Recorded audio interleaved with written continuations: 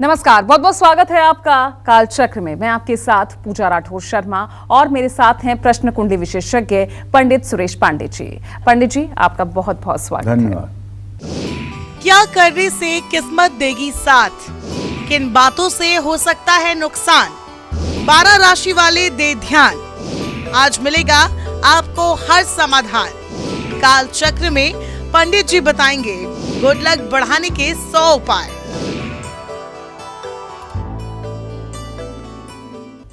जी हाँ, अगर आपको आपकी राशि अनुसार ऐसे उपाय, ऐसे टिप्स, ऐसे संकेत बताए जाएं जो आपको हर जगह सक्सेस, नाम और शोहरत ही दिलाएं, अगर पंडित जी आपको वो 100 तरीके बताएं जिससे आपकी लाइफ से बैड लक खत्म हो जाए और गुड लक हमेशा हमेशा के लिए आपकी लाइफ में आ जाए, तो इससे अच्छी बात और क्या हो सकती है।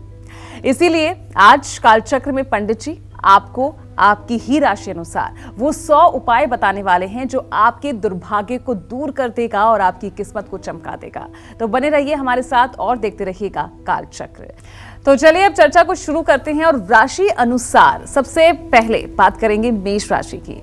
तो मेष राशि वालों का बैड लक गुड लक में किस तरह बदल सकता है, इसके लिए उन्हें किन लोगों का अपमान कभी नहीं करना है, उनकी उम्र में कौन से पड़ाव पर उनका भाग्य सबसे ज्यादा मजबूत होगा, किस्मत बदलने के लिए मेष राशि वालों को कौन से खास और आसान उपाय जरूर करने होंगे, चलिए जानते हैं पंडित जी से। देखिए, वैसे तो 12 राशियां हैं। 12 राशियों में संपूर्ण विश्व विभाजित है। सबसे पहली राशि जो है वो मेष राशि है। अंतरिक्ष में जो समूह भेड़े की तरह दिखाई देता है उसको हमारे ऋषि मुनियों ने मेष राशि की कल्पना की है। मेष राशि अश्विनी, भरणी और कृत्तिका के प्रथम चरण को लेकर के मेष राशि का निर्माण होता है। मेष राशि का स्वामी मंगल है और मेष राशि के सप्तम भाव का स्वामी शुक्र है।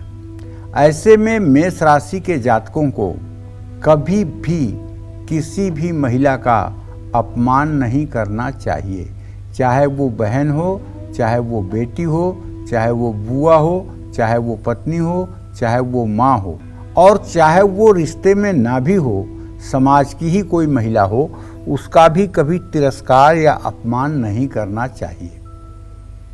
अगर ये महिलाओं का अपमान करेंगे, तिरस्कार करेंगे तो निसंदेह लक्ष्मी की कृपा इनके ऊपर नहीं होगी। इनको अपनी जिंदगी में, मेष राशि के जातकों को जहाँ तक मैंने अनुभव में देखा है, इनको अपनी जिंदगी के शुरुआती काल में, बाल्यकाल में बहुत परेशानियों का सामना उठाना पड़ता है।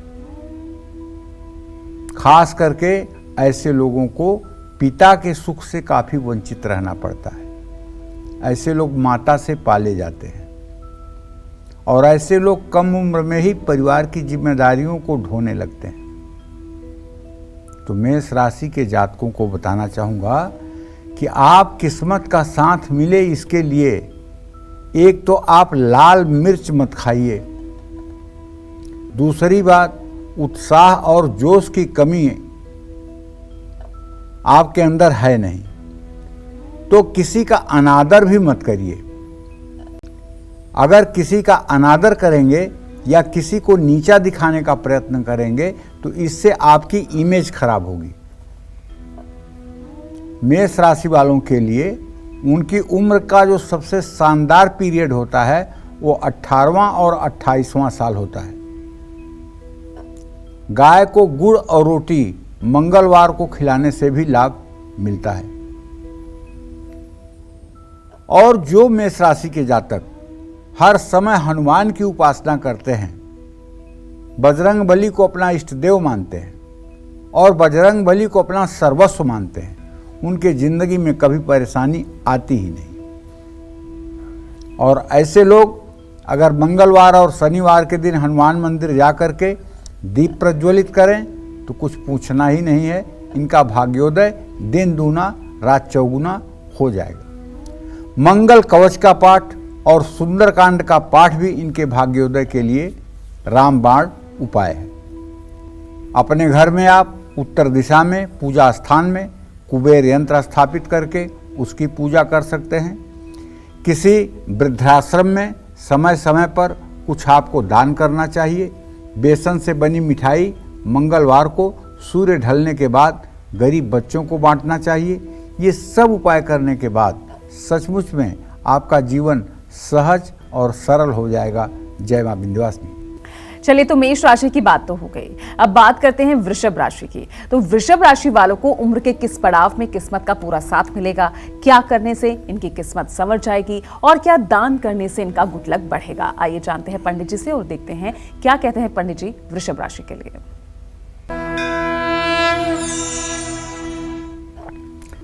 वृषः स्थिरः स्त्री शीत रुक्षौ यामेट शुभुर्वायु निशा चतुष्पात श्वेतोत शब्दो विषमोदयोष्ण मध्य प्रजा संघ वनस्थ सूत्रो। ये वृषभ राशि के जातकों के बारे में बताना चाहूँगा कि आपका राशि स्वामी जो है वो शुक्र है।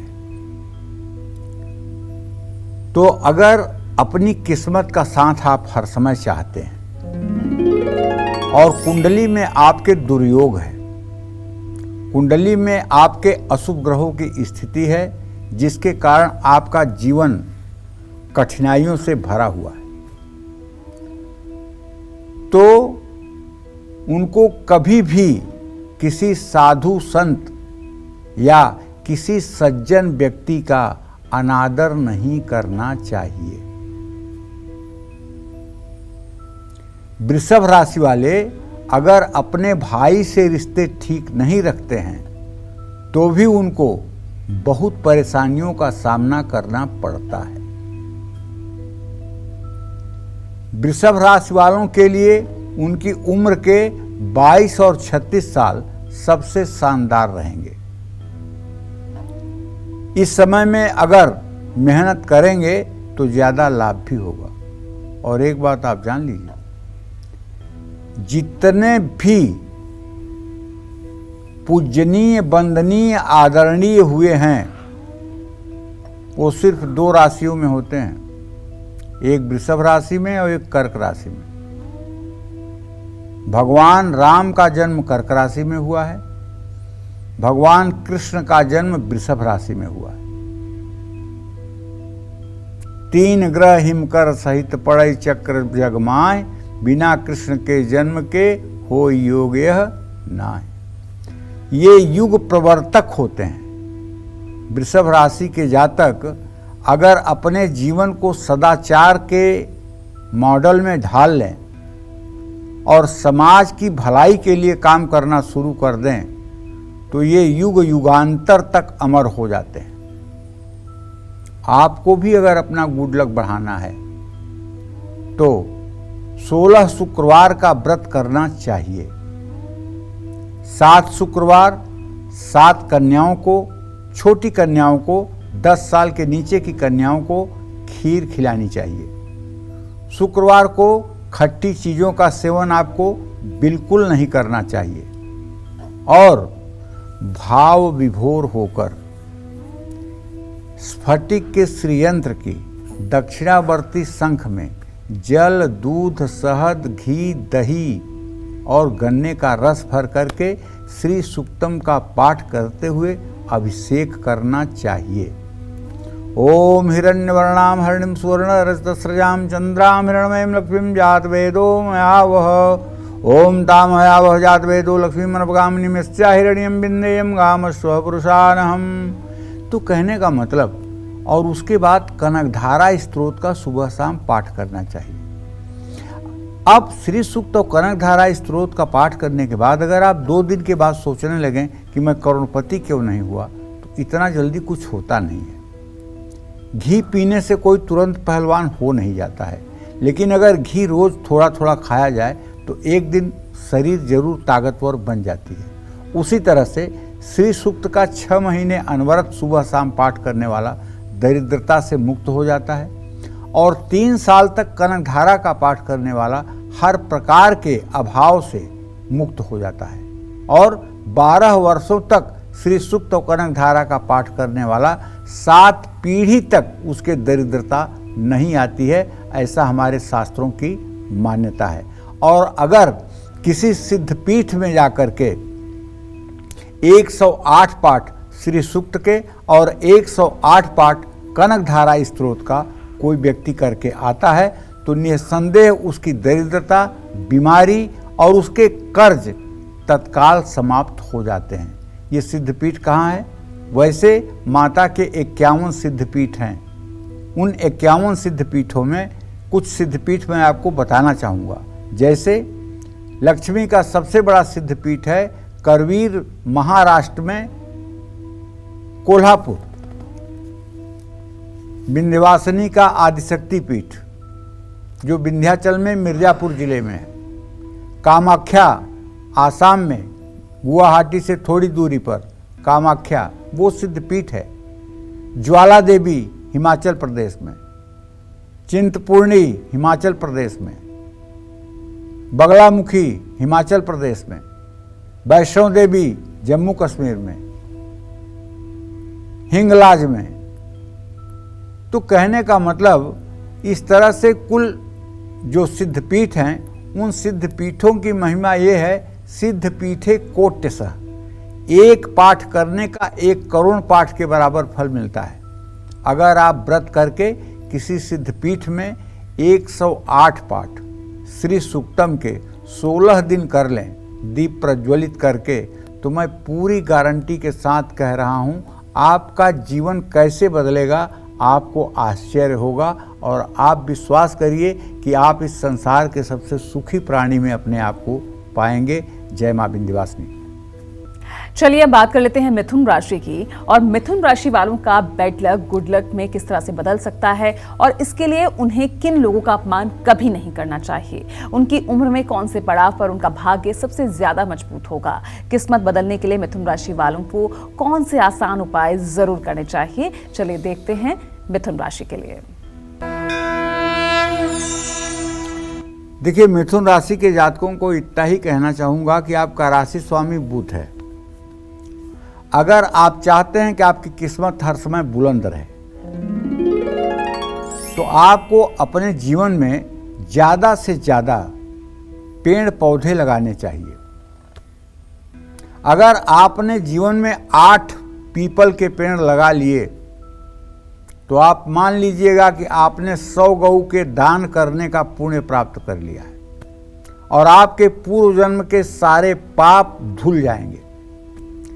चाहे जितना भी आपका खराब समय चल रहा है, लेकिन 8 पीपल के पेड़ लगाकर और उसे सींचिए और उसे चलने तक, उसको मतलब जीवित करने तक उसकी सेवा करिए। ये 8 पीपल के पेड़ आपके 9 ग्रहों को बदल करके आपके अनुकूल कर देंगे।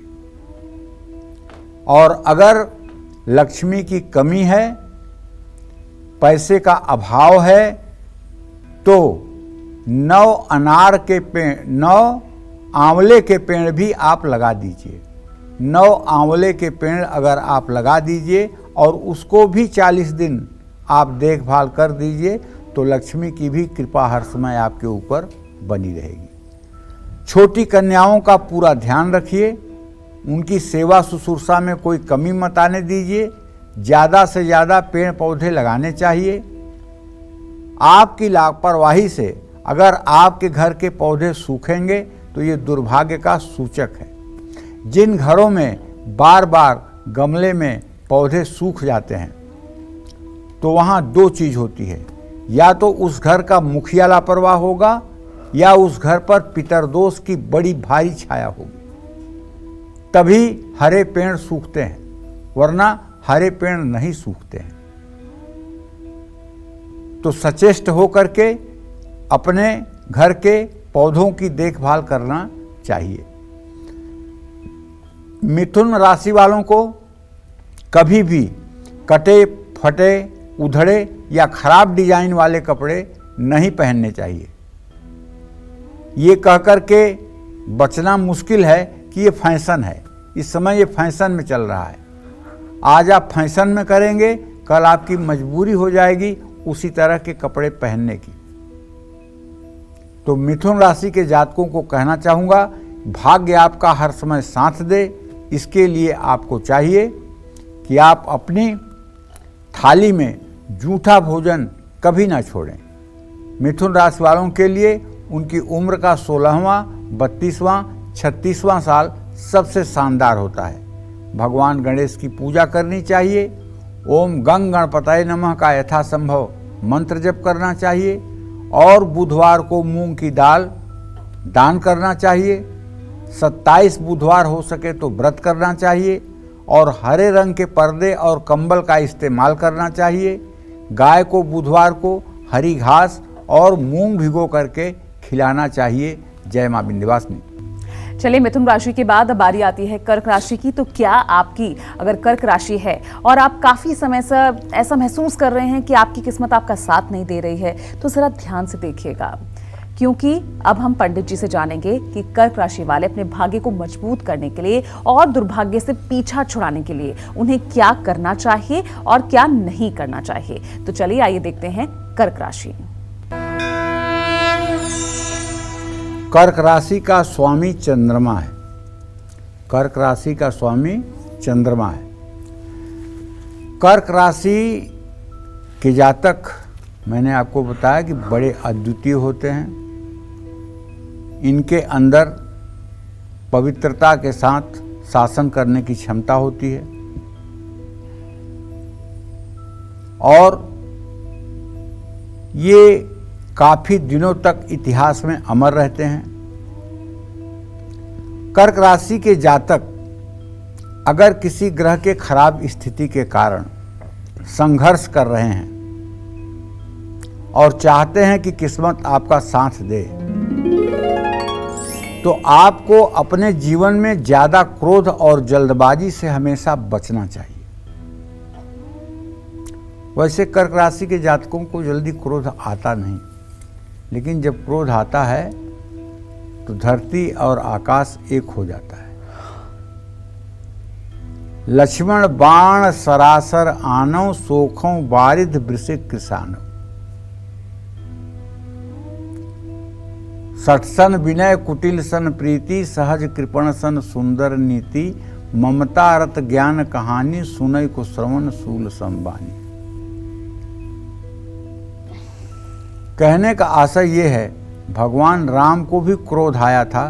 3 दिन समुद्र के किनारे बैठकर उन्होंने रास्ता मांगा था। जब समुद्र ने रास्ता नहीं दिया, तब तीसरे दिन उन्होंने कुपित होकर के कहा, हे लक्ष्मण, उठाओ धनुष बाण और इस समुद्र को सुखा दो। समुद्र आकर के हाथ जोड़कर खड़ा होकर के गिड़गिड़ाने लगा और उसने कहा कि आपके यहाँ नल नील नाम के जो 2 बंदर हैं, ये दोनों को ऋषि का आशीर्वाद है। इनके परस किए गिरभारे, इनके छूने मात्र से पत्थर तैरने लगेंगे और ये पुल बना देंगे और आप प्रभु पार हो जाइए। देखिए, फिर भी कहना चाहूँगा कि कर्क राशि के जातकों के लिए क्रोध करना उनके लिए नुकसानदेह साबित हो सकता है। कर्क राशि वालों को अपनी माँ, छोटी बहन और दोस्तों का भी ध्यान रखना चाहिए। आप जानते हैं आपके देश की राशि क्या है? नहीं जानते तो आज जान लीजिए। आपके आजाद भारतवर्ष की राशि कर्क राशि है, जो प्रभु श्री राम की राशि है। आपका ये आजाद भारत जो है, ये कर्क राशि में आजाद हुआ है 15 अगस्त 1947 को ठीक रात 12 बजे। कर्क राशि में जब चंद्रमा गोचर कर रहा था, तो अब आप आज़ादी का जश्न मनाना शुरू कर चुके थे। समय समय पर पानी और दूध का दान करते रहना चाहिए। कर्क राशि वालों के लिए उनकी उम्र के 17, 21 और 24 साल सबसे शानदार रहेंगे, लेकिन इस समय में आपको आलस्य से बचना होगा। किस्मत का साथ पाने के लिए सोमवार का व्रत करना चाहिए, शिव चालीसा का पाठ करना चाहिए। 11 मुट्ठी चावल या चीनी 11 सोमवार को किसी शिव मंदिर में दान करना चाहिए। श्री सूक्तम का पाठ करना चाहिए। कर्क राशि के जातक अखरोट और बादाम का रविवार के दिन दान करें तो इससे भी भाग्योदय होता है। जय मां विंध्यवासिनी। चलिए इसी के साथ अब छोटे से ब्रेक का वक्त हो चला है, लेकिन सिंह से लेकर मीन राशि वाले कहीं जाएगा नहीं, क्योंकि इस ब्रेक के बाद आपको पंडित जी बताएंगे वो 100 उपाय जो आपका गुड लक और ज्यादा बढ़ाएंगे और आपको जीवन की हर खुशी और हर सुख देकर जाएंगे। आप देखते रहिएगा कालचक्र, यूं गए और यूं आए।